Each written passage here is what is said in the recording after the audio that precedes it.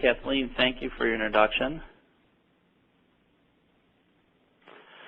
Again, I'm Steve Bojan. I'm with Hub International. I'm the Vice President of Fleet Risk Services. Today we're going to talk about cargo and vehicle theft. It's really an international crisis, an international issue or crisis.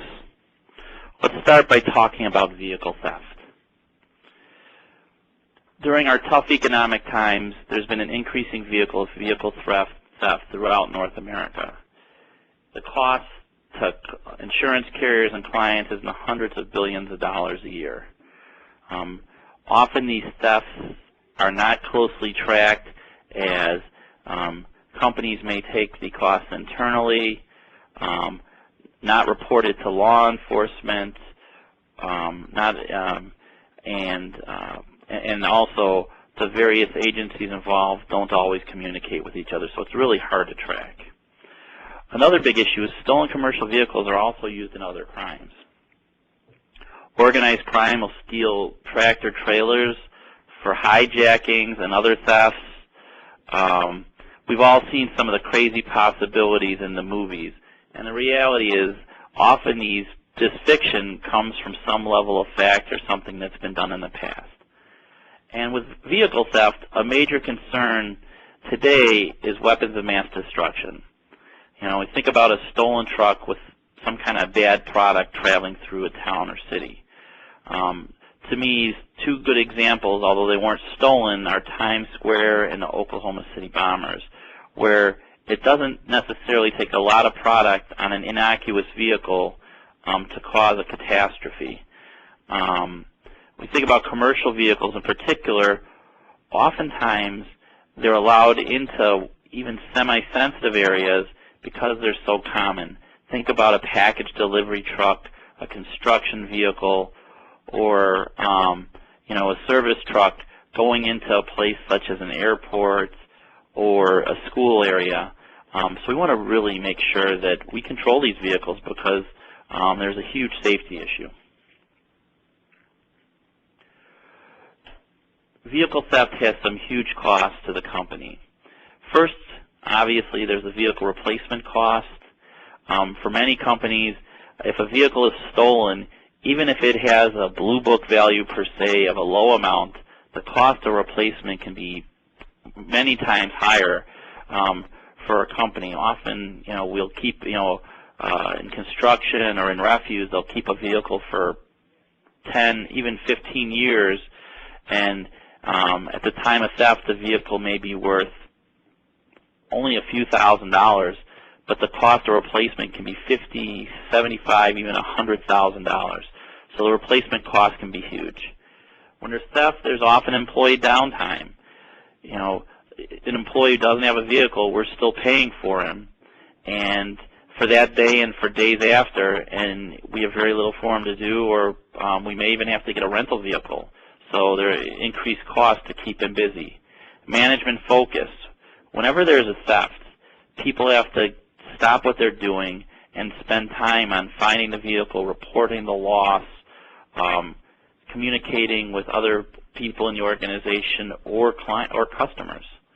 And that leads us to customer service failures. One of the biggest problems with the vehicle theft is that we are not able to serve our customers.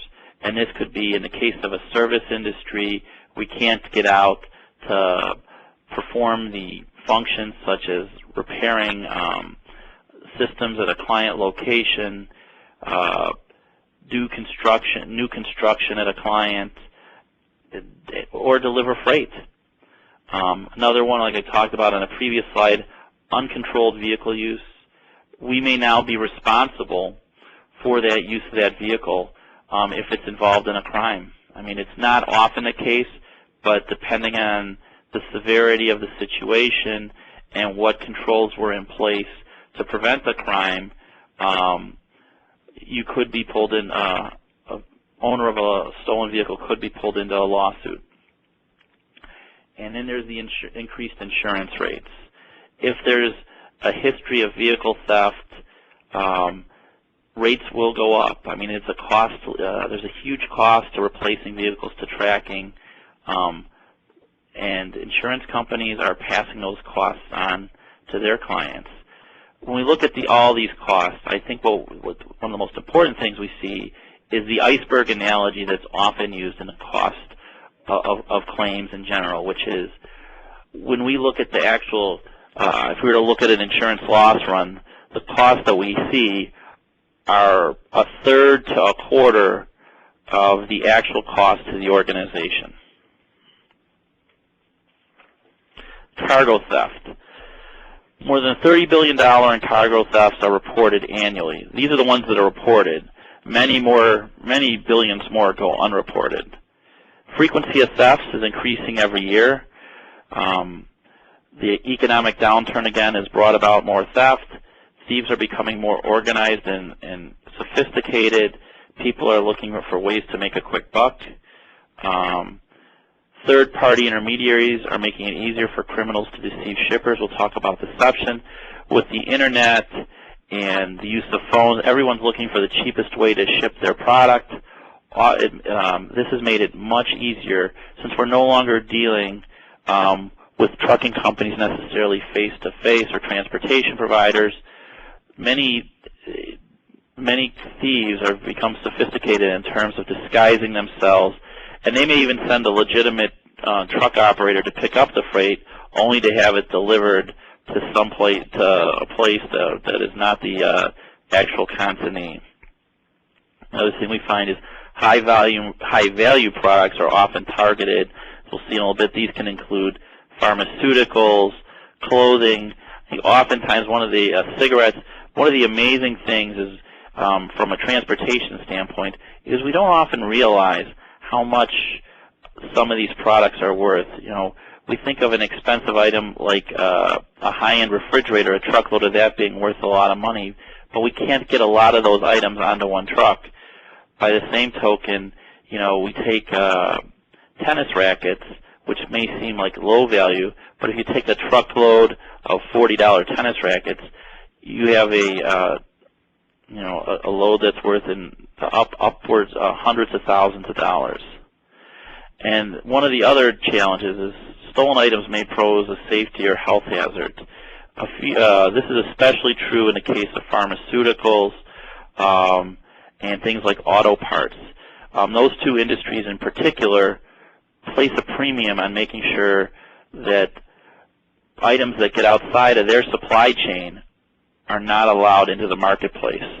A couple of years ago, there was a theft of some medical products, and although you would think that the stolen products wouldn't make it through legitimate retailers, somehow some did, and people got sick when the medicine they purchased didn't work because it wasn't being stored in a climate-controlled environment.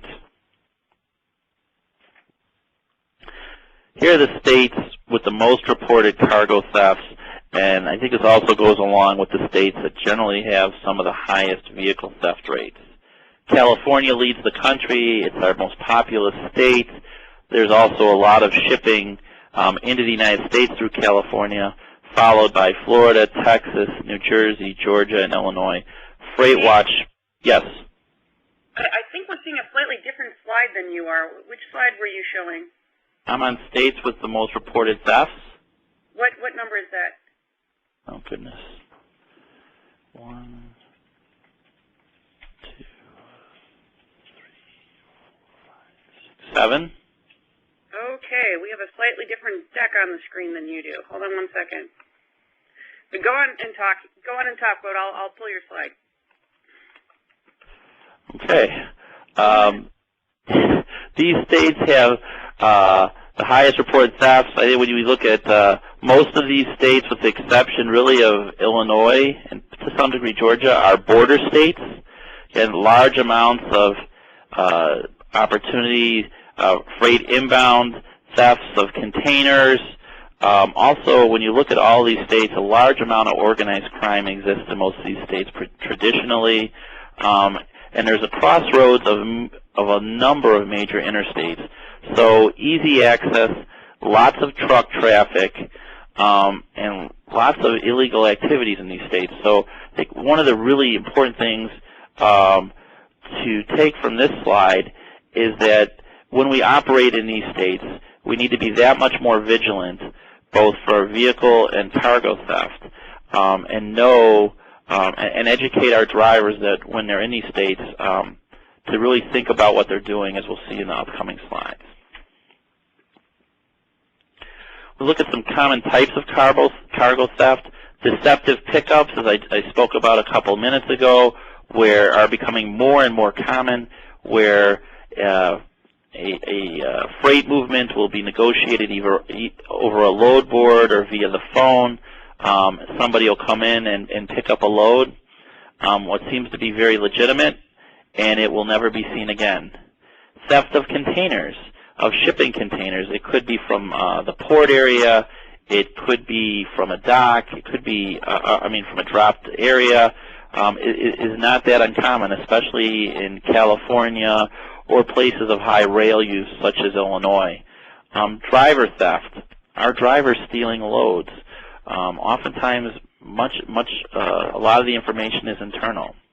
Facility burglary, again, where a yard of dropped trailers. Somebody comes and picks one up over the weekend. There's either not a lot of security or the security is unaware of procedures because it's just a guy in the middle of the night working there. Last mile delivery. We're seeing more and more in the freight industry where intermediaries will organize freight movements involving a number of transportation organizations and theft during that last mile delivery. And last but not least is hijacking. Well, this has really come down in recent years. The traditional hold up of a truck driver at gunpoint, pull him out of the truck and steal the truck, it still does occur. And it poses a threat to our driver. Obviously, it involves stolen equipment and our freight being taken away. So when we talk about company costs in cargo theft, first and foremost, obviously, think about the replacement value of cargo. We're going to have to pay for the cost of that, pay for the cost of the load of the product that's being shipped, and that can be in the hundreds of thousands of dollars. Loss of load revenue, even if that cargo is to be found, our shipper our consignee is probably not going to be willing to pay for the cost of us delivering the load because it's late. Customer service failures. When we have those, it hurts us. Obviously, oftentimes we have guarantees for time deliveries, and it's a problem. Line shutdown penalties, especially in certain industries where we're delivering OEM freight. I know in the auto industry, if you shut down a line because of missing product, it can be anywhere from $1,000 to $4,000 a minute. So shutdown penalties can be considerably higher than the value of the freight. And lastly is a tarnished reputation. Not only may we lose that customer whose freight we lost in that customer service failure, but when word spreads that we're not reliable, that our organization shouldn't be trusted, it may be tough to get customers in the future. When I started in trucking, one of the wisest things ever told to me is, we are not in the business, the salesman said, we're not selling trucking. We're selling peace of mind to our shippers. And if we can't provide that, at the very least, we're going to get a reduced value for our services. We're going to get reduced money for our services. In fact, online yesterday, I saw a TV show, Big Rig Bounty Hunters is looking for its second season of truck drivers. And for those of you that saw the show this past year, it was one of the most amazing things was that some trucking companies actually showed their vehicles, that had been stolen and talked about how they had been stolen. And what truly amazed me was, or came to my mind, I should say, is, would you want to ship with any of these companies that you know had problems controlling their freight? So let's look at some theft data. When we look at commodities, most common stolen in terms of, this is truckload, but it could be anything. Food and drink, obviously ones that really come to mind. Metals, there's been a lot of theft of metals during this recycling era. Pharmaceuticals, while not a large frequency, the average value of a load that was stolen, the values are from 2011, is quite high. Obviously electronics, and I think a couple of things that come up when we look at these are that thieves are targeting high-value products, and oftentimes they may be targeting specific product for what they have orders for. I'm aware of one situation where a couple of years ago, a 50,000-pound coil of stainless steel was stolen. The tractor trailer and the load was stolen out on the East Coast, and the truck and trailer were found untouched basically 2 days later. The thieves had obviously targeted the stainless steel and had a facility with an overhead crane that could unload a 50,000-pound coil of stainless. The police had said it probably within that first night was on a ship and headed overseas. Oftentimes these organized thieves will target specific loads. Another area is electronics, where if they know that shipments are coming from specific parts of the country, such as ports or distribution centers, to look for those vehicles.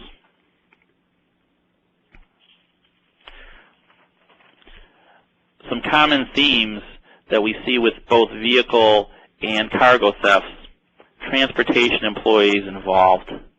There's an inside guy at the trucking company. It doesn't have to be the driver. It could be somebody in dispatch. It could just be a clerk that knows a high-value shipment is going to a specific area. And at times they may not even know that they're providing information to criminals. An employee at the shipper, if it's a high-value product, may tell his friends or the criminal elements what's going on. A third party may have knowledge of route deviation. Some examples, and we'll speak about this a little further later in the presentation, could be tow companies or a repair facility. If a truck has to detach from a trailer and the trailer's dropped at a lot, he may tell another criminal that there's a trailer full of freight dropped at a lot that would be easy to take. The information flow we see oftentimes is the paperwork controlled? Are we limiting the number of people that know about freight movements? Theft at a truck stop is not uncommon, especially in certain areas of the country. We'll talk a little further again in a number of slides, but there's certain areas, and most of our drivers know, there's certain truck stops that have a terrible reputation for theft. Vehicle wasn't secured. Something I see often in my travels as a risk consultant with Hub is the vehicle locked on your yard? When your drivers stop, when they park their vehicle, do they take the keys out? A number of companies keep spare keys. They have their drivers keep spare keys under the floor mats. Trucks parked in an unsafe area, again, truck stops, other locations that are not well lit. And then lastly, goes up with all the other, is the drop trailer. Oftentimes we'll see a trailer dropped as a driver takes his truck home for the weekend or is switching loads, and you can go by a multitude of truck stops and you see dropped trailers just sitting there, and there's no security guard watching to make sure that who picks up those trailers. So let's talk about some common sense prevention. Know your drivers. Sounds pretty obvious, but it's an easy way to avoid theft, or for the criminal element, an easy way to become an insider. Conduct thorough background checks prior to hire. This includes criminal background checks, looking at their MVRs, looking at their employment history, make sure that you stick to your hiring standards. Don't make exceptions. Oftentimes, when we look from a root cause analysis, one of the things that we see is somebody made an exception because they needed to hire a driver. Back when I was in trucking, our recruiter, who wasn't really a good guy, he suggested that we recruit at one of the minimum security jails for truck drivers. And a couple of senior folks at the company thought this was a great idea until I asked them, why would we take our, this was a number of years ago, our $80,000 truck and our $20,000 trailer and whatever cargo we were hauling and put it in the hands of somebody who's been convicted of doing something wrong? The answer that was given to me is, well, we can track them. And I said, yeah, and they can cut the wires to the telematic system. Brought a stop to that, but we need to make sure that we're hiring the best people possible and trustworthy people.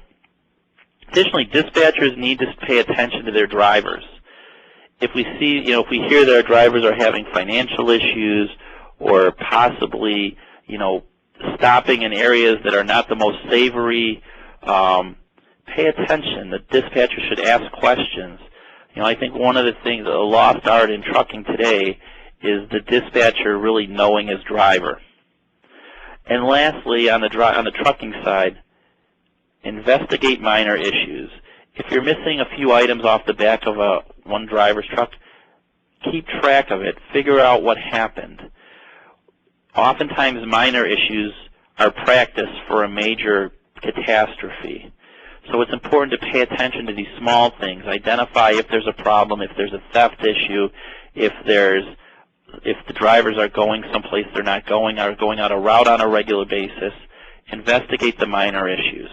On the shipper side, require photo identification for drivers. If you don't know a driver, if you're unfamiliar, if you're unsure, get a copy of a driver's license. Attach to the shipping paper so people throughout the supply chain know who they're dealing with. When you order a shipper, ask for the driver name and truck information. Past that, make sure that the folks on the dock know who's supposed to be picking up your freight, and that there's not a discrepancy between the name of the driver, the trucking company, or the trailer number and what actually arrives to your dock. Using only reputable organizations sounds obvious, but it's becoming a bigger challenge in this day and age as more and more people, more and more organizations look to reduce their freight costs through the use of the Internet and various third-party intermediaries. One of the things during my research that really became obvious is be careful with load boards and phone Internet-based relationships. These remote relationships, while they can lead to reduced costs, really increase the likelihood of illegal activity. Protecting your vehicle. Obvious first one, vehicles should not be left running when not attended. And this is for any vehicle, not just trucks and tractors and trailers, but any vehicle. When the driver gets out, take the keys out, turn it off, take the keys out, and lock the doors, shut the windows. It's amazing how often I'll see vehicles left wide open. Not too long ago, I was down in Louisiana, and you go to like Baton Rouge or New Orleans, if any of you are familiar, and you see every yard has concertina wire, barbed wire at the top of the fence. Theft is a big issue throughout the state, and safety is a big concern. A number of companies I worked with, they left their drivers would leave their keys in the truck, and I said, if I were to walk out in front of your building, you have barbed wire on your fences, but if I were to walk out to that vehicle in the front lot, I could pretty much drive it away, couldn't I? And they had said yes. It's important that we educate our drivers. Don't leave the vehicles running. Don't make it an inviting target. One of the things, again, I saw in my research, thieves will go where the opportunity is. If they see there's a couple of even minor impediments, they will move on to the next vehicle or the next item to steal. Don't leave extra keys in the vehicle. Again, it sounds obvious, Don't leave keys in the ashtray, in the visor, or under the floor mat, as thieves know where to look, and if a vehicle is unlocked, it can very easily be stolen. Lock keys up at the terminal. If you park a number of vehicles in one location, oftentimes drivers will either drop the keys or extra sets of keys will be left at the dispatch area. Make sure that where the keys are stored is not obvious and that the box is locked at all times so that somebody can't come in, lift the key out of the dispatch office and just take a vehicle. Park in well-lit and visible areas. Again, obvious, but if a vehicle is in a well-lit area, it's much less likely to be stolen. Thieves are going to go where there's opportunity, where they're not easily detected. Avoid problem parking areas. Again, this is a big challenge with larger vehicles. It's hard to park them. But if we know there's a lot of theft or problems in certain areas, in certain regions, don't leave a vehicle there. And parking in a secure location when possible. Fenced-in yards are obviously preferable. Putting some kind of barrier, it could be pylons, it could even be parking a vehicle across the entranceway or a trailer across the entranceway so that it's not easy just to take a vehicle, to hotwire a vehicle and leave the yard. Securing cargo. Keep the cargo area locked at all times. Again, it sounds obvious, but often, you'll see folks on delivery routes, they don't lock the roll-up door at the back of the truck. And how often are they stopped at a stoplight or on the side of the road just to go in for a minute, and they leave the vehicle open? You're inviting somebody to steal. Use cargo seals whenever possible. Seals indicate that the cargo is intact and serve as a deterrent. Again, as I said before, don't drop trailers in an uncontrolled area. How often do we see a trailer dropped on a weekend at a large retailer and the driver takes his truck home? If you do need to drop a trailer, use a kingpin lock or take a metal chain, wrap it, and lock it around the kingpin so it makes it a little harder to steal. It's not that incredibly difficult to break a kingpin lock or to use bolt cutters to break a chain, but it is a deterrent. Back up a trailer or truck against an object such as a pole or a building so that even if the door has a seal, it's much harder to steal. Another suggestion is when you have cargo on a truck, place the more valuable cargo towards the front so that when the vehicle is open, thieves don't see high-value product towards the back. Make it more difficult to steal and make the trailer or truck less attractive to the criminal element. Securing information is a big part of what we're talking about. Provide information on an as-needed basis, both often to your driver and to anybody else in the supply chain. Do not share information with unnecessary partners. If there's going to be swapping of loads, don't tell everybody where it's going to be done. Routes, obviously, this becomes, the higher the value, the more dangerous the product, the less information is shared. Drivers should not be showing paperwork. They should keep their paperwork in a controlled environment outside of terminal and shipper locations. One of the ways to do that is for drivers to have an enclosed clipboard and to leave paperwork in the truck whenever possible and not on a passenger seat. They should not be discussing any shipments with unknown parties or in an uncontrolled environment. In years past, one of the easiest ways for thieves to get information about shipments was to sit at a truck stop in a booth behind a truck driver who's talking about his load with somebody else and find out which trailer he should be stealing. Route information should not be shared. Don't tell folks, don't even tell your shippers what route you're going to take unless it's required. And as I talked about before, emergency vendors should be given limited information. couple of clients that I've worked with have had their trailers stolen after it was dropped so that the tractor could be repaired. This includes also tow companies and other service providers who you may need to utilize, and we don't want to let them know what's on the trailer because they're not off, they don't have a financial stake in this, and they may have unseemly relations. On the road, when driving, drivers should leave space for an escape in highly congested areas, especially in certain dangerous areas. Don't get trapped between vehicles whenever possible. Leave yourself an out.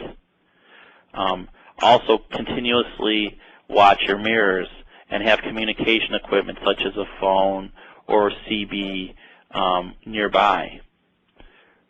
Provide information to drivers about their destination so that they don't get lost. We don't want them ending up someplace where they're going to get stuck or in a dangerous area. An easy target would be a driver stuck behind a low bridge or in an unsafe area of town where he doesn't know where he's going or runs out of fuel, starts looking at maps, and somebody breaks open the trailer and starts stealing product. This also could lead to hijackings. Vary your routes among a number of options.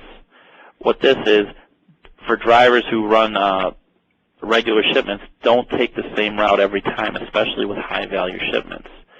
If thieves know that you're going to take a truckload of flat-screen TVs from Chicago to St. Louis, and you're going to get on Interstate 55 in Bolingbrook every time at the same on-ramp, you become an inviting target. If they also know that you're always going to stop at that same truck stop for lunch, again, they're just going to bide their time and wait for their moment.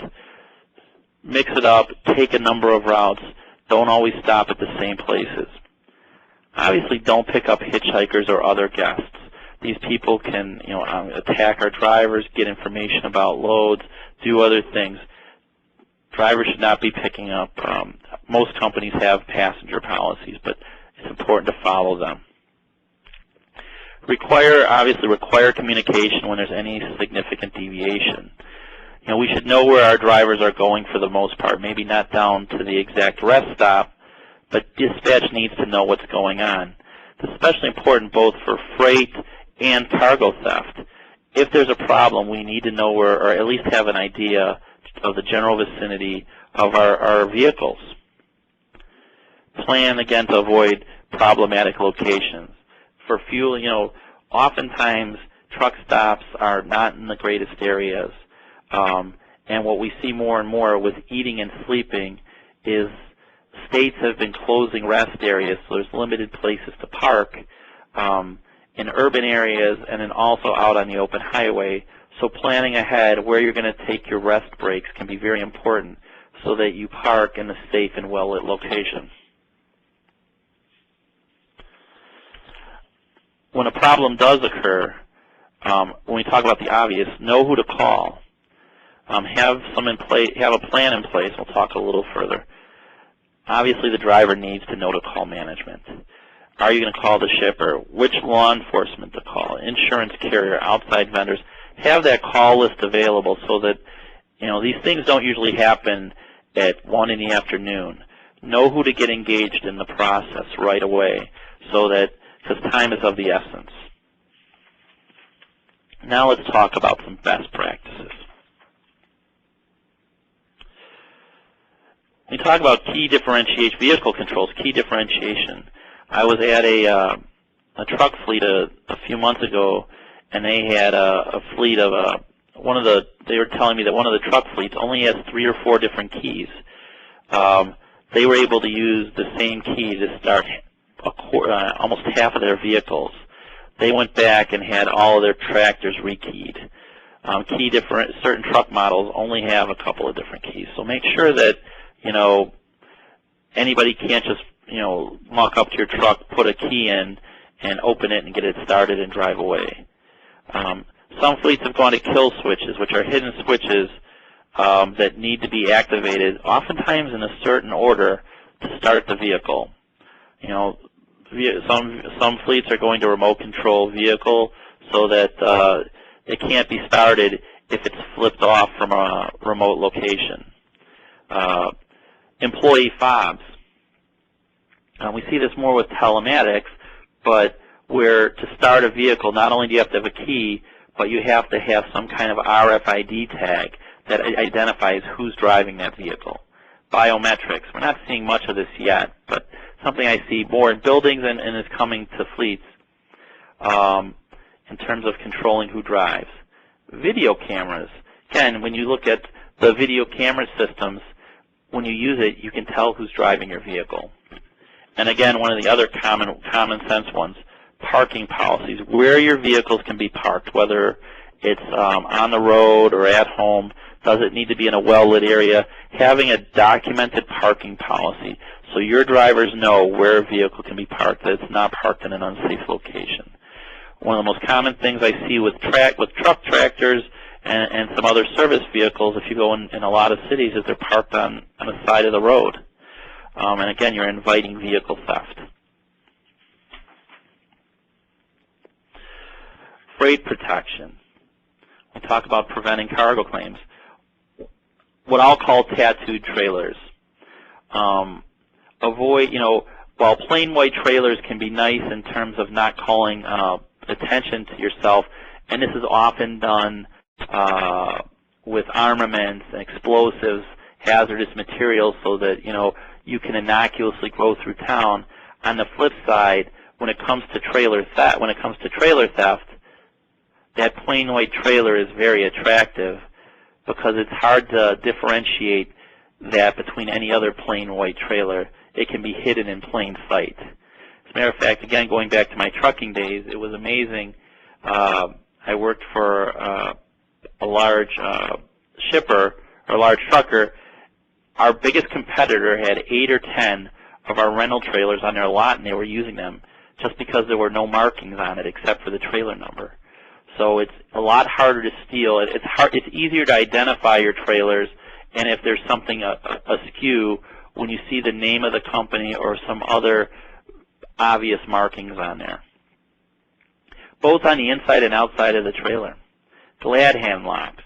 Locking the glad hands can be a way to deter theft. Keep freight hidden. This is especially important with open trailers such as flatbeds or scrap metal. Cover your product. Tarping when you tarp a stainless steel coil, thief doesn't know the difference of whether it's stainless or if it's a much cheaper metal. Same with scrap and other open loads.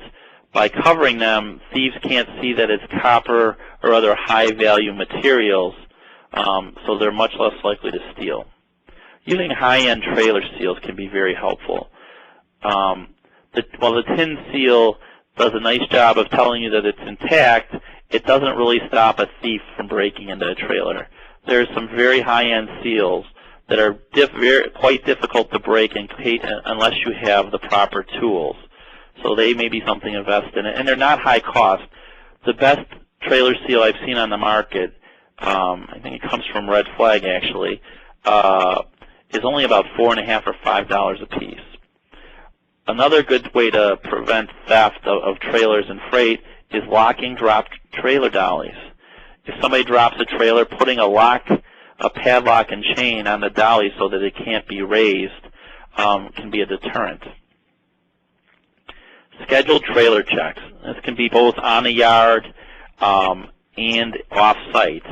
If you have a yard full of trailers, making sure that all your trailers are there is a deterrent, knowing what's loaded and what's not loaded. Having your drivers go out, if they drop a truck and trailer for a weekend, on a regular basis to make sure that it's still there.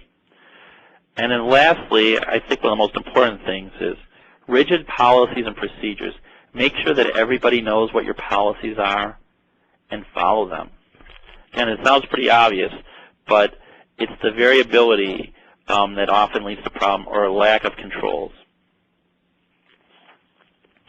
We talk about telematics. On the vehicle side, being able to track your vehicle and making so that it's very difficult to break off that communication system. And if there is If the communications are cut, power to the communication system is cut, then an alert goes to dispatch.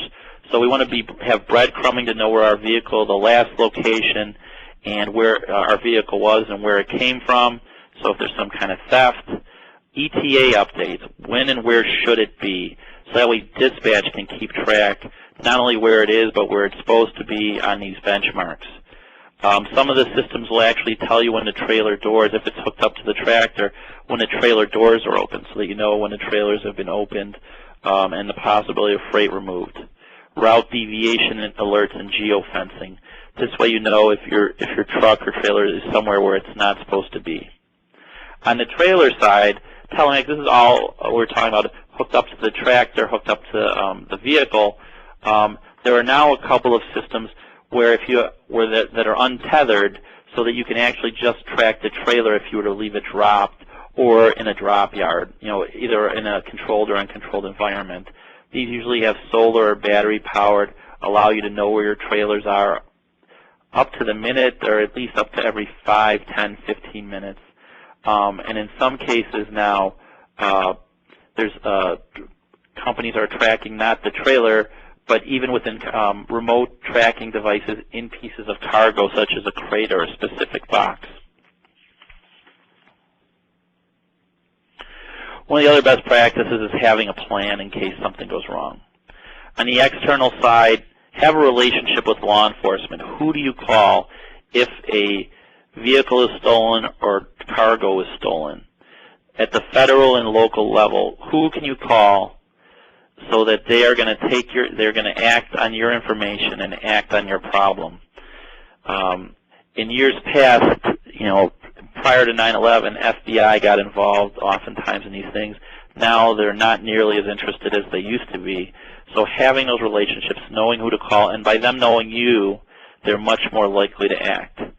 Also have a relationship with your insurance carrier. Talk with them, both on the cargo and the physical damage side. Who do you talk to on the claims adjuster? Which claims adjuster do you speak with? Is there a reporting process so that things are moved quickly along?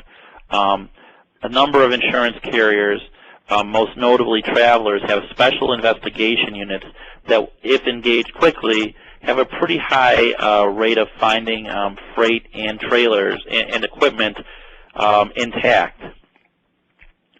So getting them involved quickly, knowing who to call and how to engage them is important.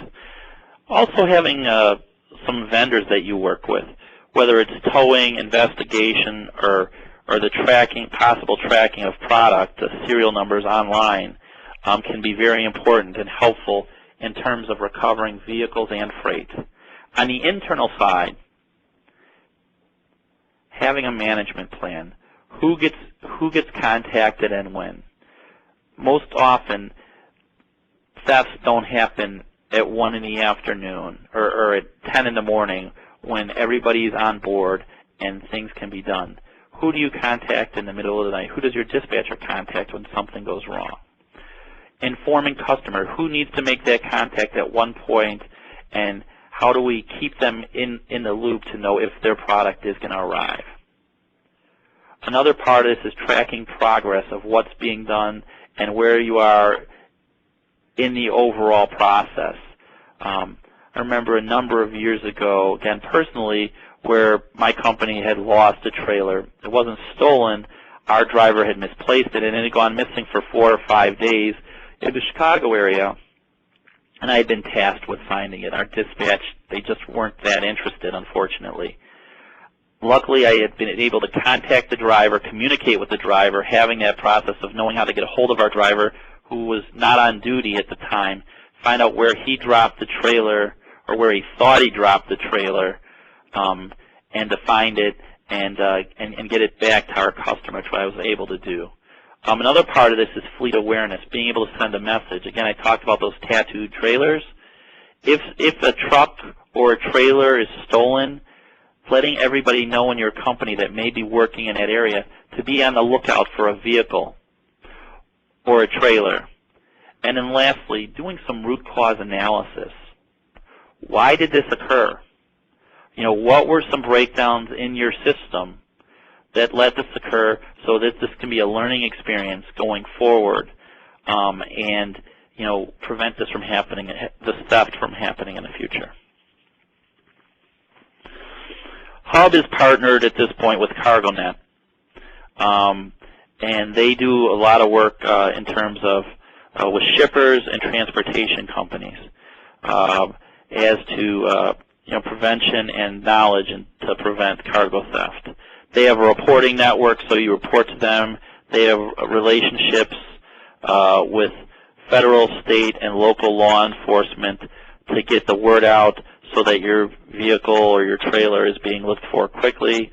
And then they also provide information to their clients on hot spots and theft by type. They can let you know where you should be avoiding, what areas of the country, what truck stops, what drop lots have had thefts, and where and some of the trends that they've seen over the last year or two. Within Hub, we work closely with a lot of our clients to suggest coverages, and also, again, go through these best practices to avoid theft in the future. Many of these may seem obvious, but to a small customer or for a fleet that may not have had any issues in the past, it's important that we can point out the obvious, whether it be fencing in a drop lot, lighting, doing a better job of screening employees, or just doing a better job of selecting transportation providers. On a final thought, vehicle and cargo theft is an increasing problem throughout North America. The cost to any organization can be huge.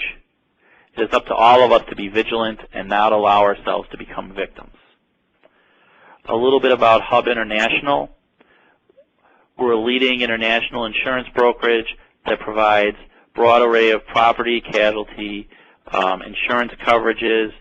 We have a division that specializes in transportation. We are located throughout North America and into Latin America, and we have part of a worldwide broker network. For the Risk Services Division, we are a key partner to our broker producers, and we provide safety consulting, loss prevention consulting, and other services, as you can see here, including fleet safety, property protection, and claims management throughout North America.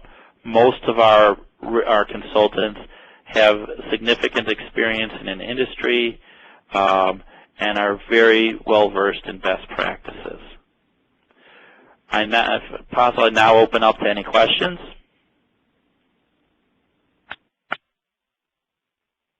The leader has unmuted your line.